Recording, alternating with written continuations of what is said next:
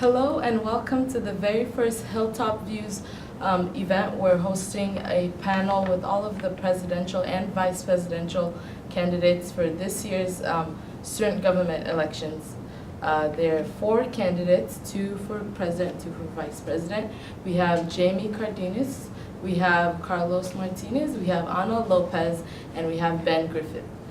We're going to ask them some questions now. But I think that 12th person is someone who has a passion to serve the student body, someone who feels the calling, and you really wake up and you're like, hey, I want to do this for my students. I think I would be a great representative. And so I think anyone who has the passion to go out and apply.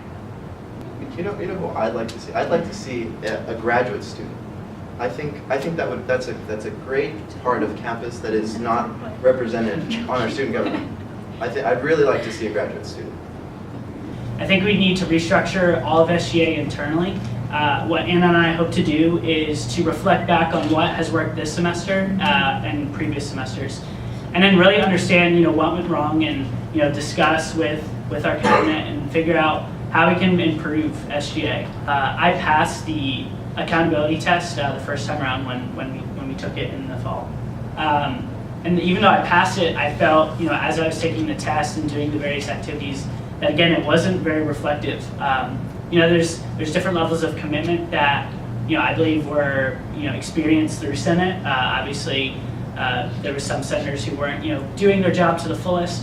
And so in discussing with Faith, I think that this ethics code, which is being based on extensive research from other universities, needed to reflect more of the commitment aspect, rather than focusing on various tasks and questions about the association.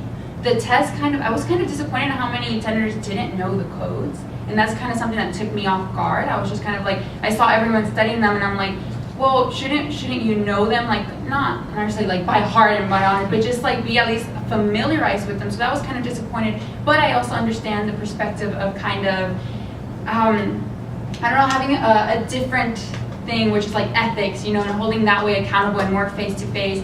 And I agree with Jamie. I don't know if I would have agreed if I didn't have something in my hands, because it's like agreeing blindly, and I don't agree with that as well. So I think I would have been abstained.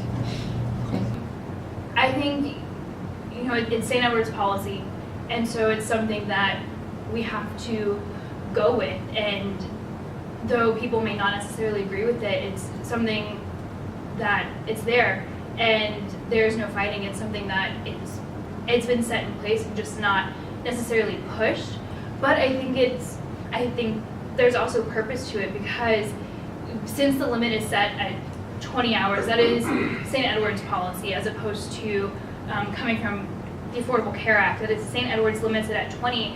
And I think that's because at the university they really want us to focus on being a student also. They want to make sure that our focus is in the right place, is in the right direction towards our studies. And yes, we may have jobs on campus and things like that, but ultimately we come to this university to be a student before anything else. It's necessarily fair that students can't work more than 20 hours, and I completely agree with what Carlos is saying. We're here, we're going to school, and St. Edward's is known for being an education-focused campus. But what about those individuals that almost, for me, I pay for my own school. My parents don't pay for that, and what if I would like to work more than 20 hours, and what if I live on campus and I don't have a vehicle to go to another job to work those hours? So that's where my question is, and where my concern is, because what about those other students that we're not thinking about? If it has worked well in the past, what happened recently that it's changed, and what are we not being told, or are we not being told enough? Not saying that St. Edward's is doing something wrong, it's just I would like more information as to how they developed this conclusion. I think people see SGA as these high and mighty people who just kind of took it again, like you said, as a resume builder. But I think if elected, our administration we would like to humble ourselves as an administration and come down to really be with the students, because we are students and we are representatives of the students. So we should be out there with them. So again, as we were talking earlier, continuing with the Hot Seat Initiative and reaching out to them in different aspects. We would also like to see student government representatives in student orgs across campus, so that we can know explicitly what these areas need. And really, we want to go out towards them, because we can't expect them or just assume that they're going to automatically come to us, especially there's a lot of people who don't even know where student life is. And so I think we would like to humble the administration to that and really come down to the students, because we need to be with the people we represent. We are not above them, we are of them. I agree completely with what Jamie is saying. One of our goals is to eliminate the stigma that SGA carries, and we're not an elitist group of students, even though we've been perceived that way, and some people within the organization and past administrative might have even seen themselves that way, but that is not what we represent as your potential president and vice president.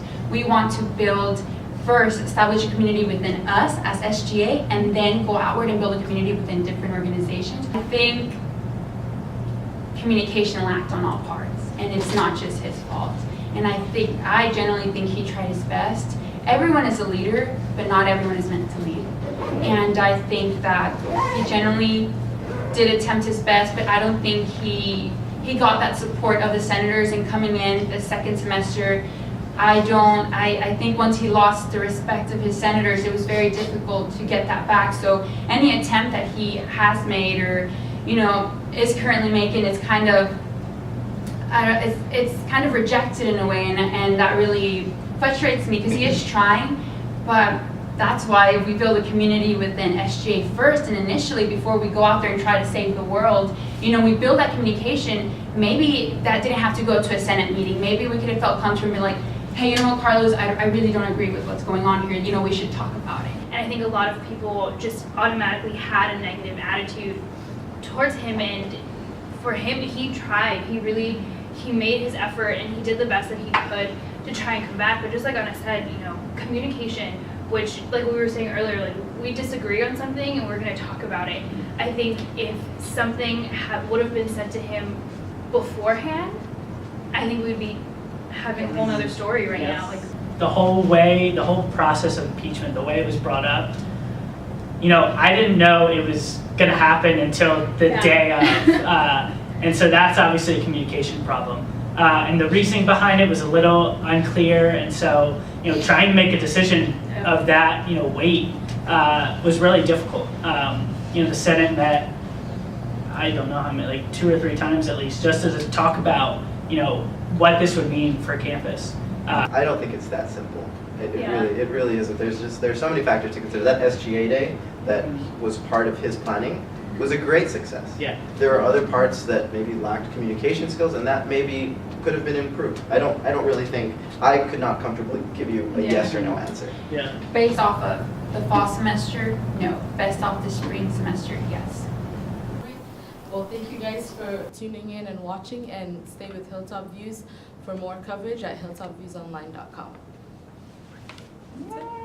Next meeting. I hope it didn't